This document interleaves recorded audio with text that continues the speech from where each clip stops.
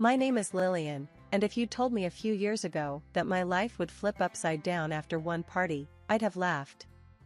But that's exactly what happened the night I met Jack at my college graduation party. I was there with friends, just trying to celebrate our freedom from exams and papers, not expecting my entire future to show up. "Hey, Lillian, you gotta meet this guy." My friend Liz pulled up my arm, her eyes twinkling with something I couldn't quite place. "Who is it?" I asked, scanning the crowd for any sign of trouble. "Just a friend of Tom's. He's seen your photos and won't shut up about meeting you," she said as she dragged me through the crowd. We stopped in front of a tall guy with a cheeky grin. "Lillian, meet Jack." "Jack, this is the girl I was telling you about." Jack's smile didn't falter. "Heard a lot about you. All good things, I promise," he said, offering me a hand that felt sure and warm. Something about his upfront manner made me laugh. We chatted more, the conversation easy, flowing naturally. Jack was a manager at a local restaurant, a family business he was proud of. He listened intently, his eyes not wandering off like most would in such settings. By the end of the night, he'd asked me out officially. I said yes without a second thought. Our whirlwind romance was the kind you read about in a rushed summer novel. Within months, we were talking about forever. It was fast, sure, but when you just know. At least, that's how I felt with Jack. "Marry me. Let's not wait. What's the point?" Jack had said one evening, the sunset casting warm glows over his face. "Okay, yes. Let's do it," I answered, the simplicity of the moment wrapping around us like a promise. But if I'd thought my spontaneous decision would lead to a fairy tale, reality was ready to wake me up. And it did, right when I met his mother, Susan, for the first time. We arranged to have dinner at their family restaurant, where the clash began. Susan was a stern woman, her hair pulled back tightly, her eyes scanning me like I was a page in a particularly difficult contract. "So, Lillian, Jack tells us you're eager to start a family," she said, not as a question, but as an accusation. "Yes, we've talked about kids. I've always wanted a big family," I replied, trying to keep my voice steady under her scrutinizing gaze. "And you think you're up to it? Bearing healthy children?" Her words were as sharp as knives, each one aimed carefully to cut. I bit my tongue to keep from snapping back. Instead, I forced a smile. "I understand the concern, but I assure you, I'm more than capable of contributing to the family, in all ways." The dinner passed with heavy air and harder words. Jack was quiet, his usual vibrant self dimmed by his mother's overbearing presence. I left feeling not just evaluated but reduced to a mere function in their family plan. Starting a new job is tough, but when that job is at your in-law's family restaurant and your boss is your mother-in-law, it's a whole different ballgame. From my first day, Susan made it clear I was there to work, not to be pampered because I was the boss's son's wife.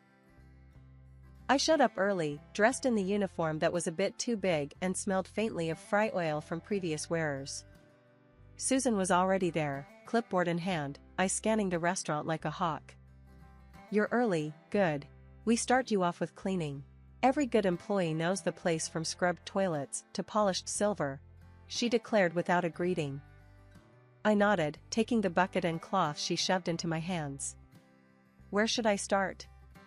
"Bathrooms, then move to the dining area. After that, help in the kitchen. We'll see if you can handle simple tasks before we put you anywhere near customers," Susan instructed, her tone leaving no room for argument. Lunch rush brought a new kind of chaos. Susan stationed me at the dish station, a clear view of the entire operation, but none of the glory. Jack came in to check on the front, barely acknowledging my presence as he discussed orders with the chefs. "Hey, babe, need any help?" I managed to catch him during a brief lull. Jack glanced at his mother, then back at me. Keep at it. You're doing fine." "Fine doesn't feel quite right from here," I shot back, a little stung by his dismissiveness. Jack's face tightened, a look I was coming to know meant he was stuck between me and his mother. "She thinks it's good for everyone to start at the bottom. Prove yourself, and she'll ease up," promise. The promise felt hollow as I watched him walk away, back to laughing and chatting easily with the other staff. Meanwhile, I was left with prune hands and a sour taste in my mouth, wondering how long this proving myself would take. One particularly busy evening, as I was setting up for a big party, Susan cornered me in the pantry. "Lillian, the napkins are folded wrong. Do them again. And make sure the table settings are perfect.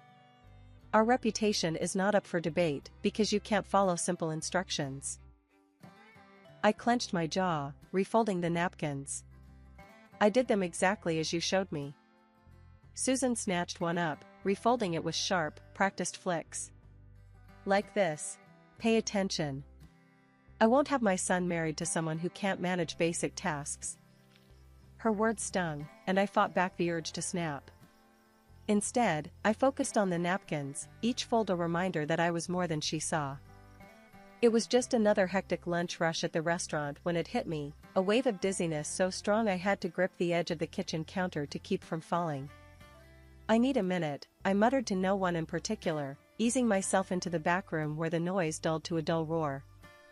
Once I was sure I wouldn't just keel over, I grabbed my purse and headed to Jack, who was busy at the cash register. "Jack, I'm not feeling right, can I go home?" He looked up, concern immediately crinkling his brow. "Yeah, of course. Take it easy, okay? Want me to come with?" I shook my head. "I'll be fine. Just need to rest." At home, the quiet was a relief, but my mind raced. This wasn't just fatigue or stress. On a hunch, I found an old pregnancy test in the bathroom cabinet. Waiting for the result, my heart pounded not just with hope, but a flicker of fear. Positive. The word seemed to leap out at me. I was pregnant. I couldn't wait to tell Jack. When he came home, his face lit up like the 4th of July. "Really? That's incredible, Lil." His excitement was a bomb, making everything feel just right. But the good news quickly turned my life at the restaurant upside down. Susan, ever the overseer, took the pregnancy as her new project. My workload was cut down, which I appreciated, but that came with her scrutinizing every bite I ate. "No soda, Lillian. Here, have some water. You need to stay hydrated for the baby," she would chide, pushing a glass towards me as if I were a child. She even tagged along to my antenatal checkups. Standing next to the doctor like she was part of the medical team, she'd ask, "Is she eating right? Are the baby's measurements normal?" The doctor, used to nervous grandparents, reassured her, but Susan's vigilance only intensified. "We just need to be sure everything is perfect," she'd say, making me feel less like a soon-to-be mom and more like a walking incubator. Even Jack started echoing his mother, his words and ways morphing into a version of Susan. "Mom's right, you know. We just want what's best for the baby," he'd tell me when I expressed frustration. When our son was born, I thought maybe things would get better, that Susan and Jack's fixation would ease up now that the baby was here, healthy and perfect. But it only shifted gears. They doted on him to an extreme, hanging on his every gurgle and fuss, while I was nudged to the side, my role seemingly fulfilled. As they spoiled him with endless toys and attention, I tried to set boundaries, only to be overridden. "He's our heir, Lillian. He deserves the best." Jack would dismiss my concerns, parroting his mother's justifications. Feeling increasingly isolated, I poured myself back into work at the restaurant, where Susan's grip seemed to tighten. "Good, now that you've had the baby, you can focus here again. We need all hands on deck," she told me, as if my maternity leave was just a brief hiatus. It hurt, feeling reduced to just a role I could play in their plans, mother to the heir, worker in the family business. But I swallowed the pain, focusing on my son, determined to give him the love and balance his father and grandmother seemed to forget. The joy of finding out I was pregnant again was unlike the first time. This time, both Jack and Susan were equally thrilled, hoping for another heir who could one day help run the family restaurant. Everything felt like it was falling into place. "Ethan's going to be a big brother," Jack said, smiling as he watched Ethan play. "He'll have someone to teach all his tricks to." Susan was more practical, but no less excited. Another strong boy in the family would be perfect. Let's hope for a smooth pregnancy. Things changed when my second son, Jamie, was born. He was a large baby, robust and seemingly healthy, but as months passed, it was clear he wasn't developing like Ethan had. He was slower to reach milestones such as talking and walking.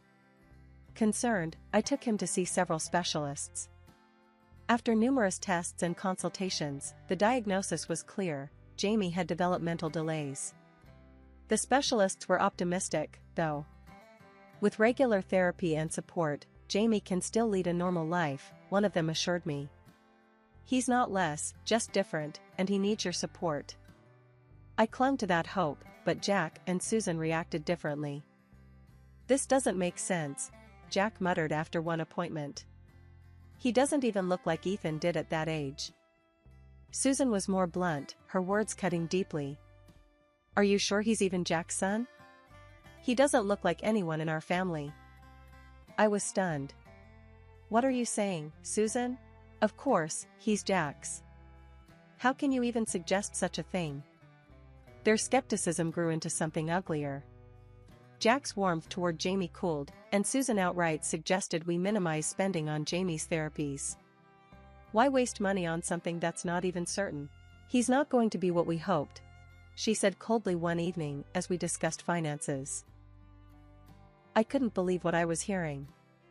He's your grandson, I countered, my voice shaky with anger. He needs us, and I'm not going to let him down. Susan's response was even more shocking. Maybe it would be best if he were placed in a facility that can handle his kind. I felt as though she had slapped me. That's not an option. He's my son, our son, and he stays with his family. Despite the lack of support, I devoted myself to Jamie's development, spending every penny I could save on therapies and special classes. It was exhausting and expensive, but watching Jamie make progress, no matter how small, was worth every sacrifice. Ethan, bless his heart, became Jamie's protector and biggest cheerleader. Look, Jamie can almost write his name. Ethan would proudly show off Jamie's scribbles to anyone who would look. He's doing great, thanks to you helping him so much. I would tell Ethan, grateful for his maturity and kindness, qualities that seemed scarce in our home. As years slipped by, Oliver's journey with his specialists began to bear fruit. His intellect nearly caught up with his peers, a milestone that filled my heart with pride.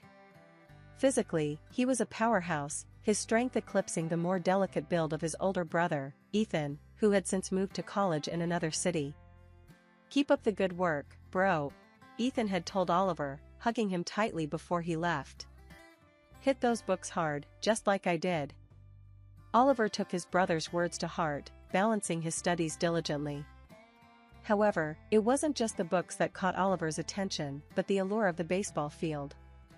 His physical prowess hadn't gone unnoticed. The high school baseball coach saw him during gym class and immediately saw potential. You've got a strong arm there, Oliver. Ever thought of playing baseball seriously? He had asked, an encouraging smile on his face. I remember feeling a surge of hope when Oliver shared the news. Sports could be another piece of his rehabilitation, a way to build confidence, teamwork skills, and physical health. However, when Jack learned of this, his reaction was as cold as a winter squall. Baseball? That's the last thing he needs. He's going to work in the restaurant, we need a maintenance worker. That's his future, not playing some pointless game, he declared one evening after dinner, his tone brooking no argument. Susan, ever his echo, added her own harsh words. And he's hardly got the brains for sports. He needs to focus on simple, practical work. It's all he's suited for. But Oliver's crushed look that evening settled it for me. I wasn't going to let Jack's or Susan's narrow views stifle my son's potential. I met with the coach the next day, explaining the situation. I want Oliver to play. He needs this. Can we keep it just between us? Coach Thompson nodded, understanding flashing in his eyes. We'll make it work. He can come to the early morning sessions before school, and I'll keep him off the game roster for now. Let's just get him playing, get him involved. So, we started our little conspiracy. I bought Oliver a uniform, hiding it in an old backpack I found in the attic. "You're doing something good, Mom. Thanks for standing up for me," Oliver whispered one morning as he geared up for his first secret practice. Oliver thrived. With each practice, I saw more of the joy that sports brought him, how it transformed him, how his teammates accepted and cheered for him, how he laughed and high-fived after a good play. It was a world apart from the stifling air of the restaurant, a breath of fresh freedom that Oliver deserved. The day everything fell apart started just like any other at the restaurant. I was in the front, dealing with the lunchtime rush, when I realized we were low on napkins. Heading to the back room to grab another pack, I stumbled upon a scene that stopped me dead in my tracks. There was Oliver, struggling under the weight of a beer keg, his face red with effort. Jack was there, overseeing the work with a cold detachment that made my blood boil. "Oliver, put that down right now," I screamed, my heart pounding with fear and anger. Jack turned to me, annoyance flickering across his face. "He's fine, Lillian. He needs to learn what real work is." "Real work? He's just a kid, Jack. And those kegs are way too heavy for him." I shot back, rushing over to help Oliver set the keg down safely. Jack scoffed, dismissing me with a wave of his hand. "He's strong, stronger than he is smart. That's all he's good for, manual labor." His words sliced through me, but before I could respond, he added, "Besides, it's not like he's my own son. For all I know, you had him with someone else." I stared at him, stunned into silence for a moment. "What did you just say?" My voice was low, dangerous. "You heard me. No ancestors of mine would be as dumb as him," Jack sneered, turning back to oversee the rest of the unloading. Tears of rage blurred my vision, but I wiped them away quickly. "After school, Oliver is going to college, just like Ethan. He's your son, Jack, and he deserves your support, not your insults." At that moment, Susan walked in, her timing as impeccable as ever. Catching the tail end of our conversation, she laughed, a harsh, grating sound. "College? Him? Don't be stupid, Lillian. He's retarded, all he's good for is carrying kegs of beer." I left them in the storeroom, their laughter echoing in my ears as I drove straight to the clinic to request the DNA test results I'd secretly had done weeks ago, unable to bear the gnawing doubt Jack had planted. When I returned with the envelope, my hands trembled as I handed it to Jack. "Read it," I demanded. His smugness faltered as he tore it open, his eyes scanning the contents. His face went white as he read the conclusion: Oliver was indeed his biological son. Susan peered over his shoulder, her face contorting with disbelief. "This doesn't change anything. There's no stupidity in our family. He's not going to college." Jack's response was cruel, dismissive. "He's not getting a dime from me for college. He's more used to us here." Something inside me broke then. I couldn't bear the thought of my son suffering any more under their disdain. "I can't do this anymore. I want a divorce," I said, the words tasting of freedom and fear. Jack's reply was cold, immediate. "Fine. Pack your things and get out of my house."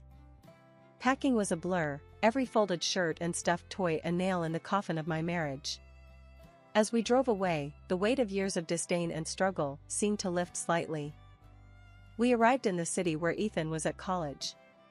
He had rented a small apartment off campus, and when I called him about our situation, he didn't hesitate. "Stay with me, Mom. There's not a lot of space, but we'll make it work." Seeing Ethan again lifted our spirits. He opened the door, and pulling us both into a hug, he said, "Whatever you need, I'm here." Job hunting was next.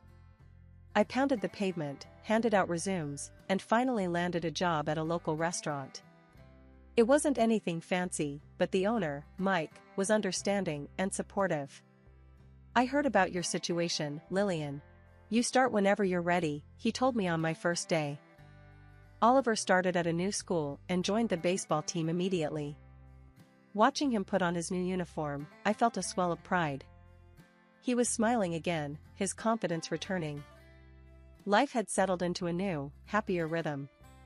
Oliver was growing into a fine young man, excelling in school and on the baseball field. His dedication and natural talent eventually caught the eyes of scouts, and by the time he graduated from high school, he had an offer that would change his life forever. He came home one afternoon, a broad smile plastered across his face, waving a letter in the air.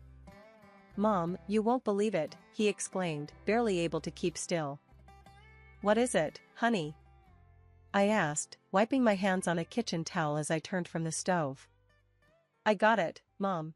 The contract from the Phoenix Bats, remember, the big league baseball team? They want me to join them." His eyes sparkled with excitement and disbelief. I felt a rush of emotions, from joy to overwhelming pride. "Oh, Oliver. That's wonderful. I knew you could do it." I pulled him into a tight hug, feeling his heart racing with excitement. "Yeah, they want me to start training with them next month. I'll be traveling a lot, to different cities, playing against the best of the best," he explained, his voice tinged with a nervous energy. As Oliver traveled and competed, I watched every game I could on TV, often alone in the quiet of the living room after a long day at the restaurant. Each game he played was a testament to his resilience and determination. Meanwhile, Ethan was carving out his own path with remarkable success. After graduating from college with honors, he landed a job at a leading mobile application company. Within a year, he was leading projects and making a name for himself in the tech industry. As for me, life had taken a turn for the better in more ways than one. I continued to work at the restaurant where Mike, my boss, had been a constant source of support and kindness. Over time, our relationship grew into something deeper.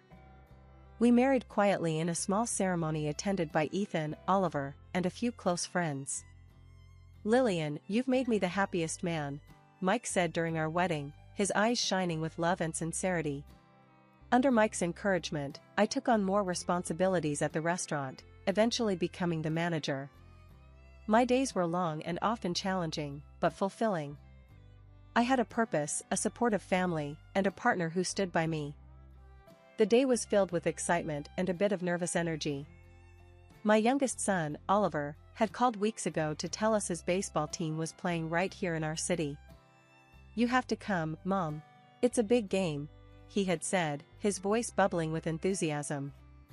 Mike, Ethan, and I arrived at the stadium, the stands buzzing with anticipation. We found our seats just as the game was starting, and the energy from the crowd was electric. Oliver was on fire that day, his pitches clean and strong. The game was tight, but in the end, Oliver's team clinched the win thanks to his record-breaking throw. It was the strongest throw in the history of the team, and the crowd went wild, standing and cheering as Oliver was congratulated by his teammates and coaches. As the applause continued, a disturbance at the edge of the field caught everyone's attention. An elderly bald man and an older woman made their way onto the field, the former waving some papers in the air. The camera panned to them, their images appearing on the big screen. It was Jack and Susan. "That's our boy. Our blood," Jack shouted as he tried to reach Oliver. Oliver stopped and stared at them, then took a step back as Jack reached out to hug him. Oliver's voice was firm and carried over the microphone. "No, you are not my dad. My family is my mom, my brother, and Mike, whom I love." The audience burst into applause, supporting Oliver's stand. Susan, never one to give up easily, started yelling, "We want your money. You owe us." Oliver shook his head, resolute. "I owe you nothing. You were never there for me when I needed you."